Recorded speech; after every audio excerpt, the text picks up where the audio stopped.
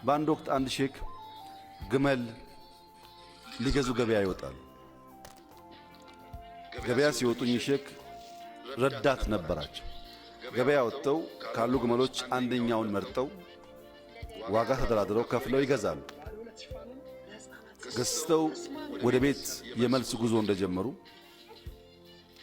ግመሉም እንዲያርፍ እነሱም እንዲያርፉ አንድ ቦታ አረፍ ብለው ሲቀመጡ አጋጣሚ ግመሉ ኮርቻ ነበረው።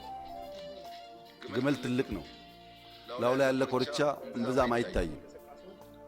ኮርቻውን ረዳቱ ሲያነሳው ከስሩ ትንሽ የተቋጠረ ነገር ያገኛል። ያ የተቋጠረ ነገር በውስጡ ብዙ እንቁዎች ይዟል።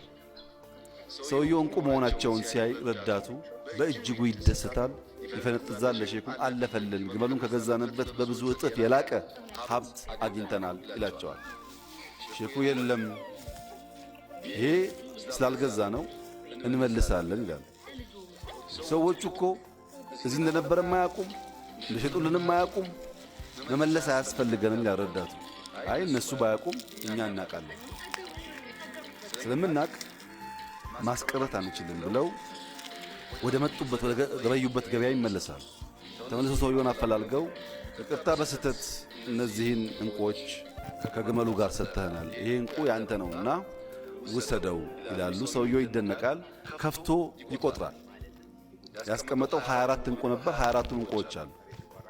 በጣም ደስ ብሎኛል ታማኝ ስለሆኑና 2 እንቁ ልስጦት ይላቸዋል። ሼኩ የለም 2 እንቁ ማውስጃለሁ አሉት።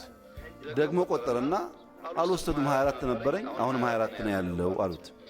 አይ እናቴ መልካምነትና በጎ ህሊና የሚባሉ 2 እንቁዎች አስተምራኛለች፣ እነሱ ይበቁኛል አሉ ይባላልና በመልካምነትና በበጎ ህሊና ተባብረን ኢትዮጵያን ወደ ብልጽግና እናሸጋግራት። አመሰግናለሁ።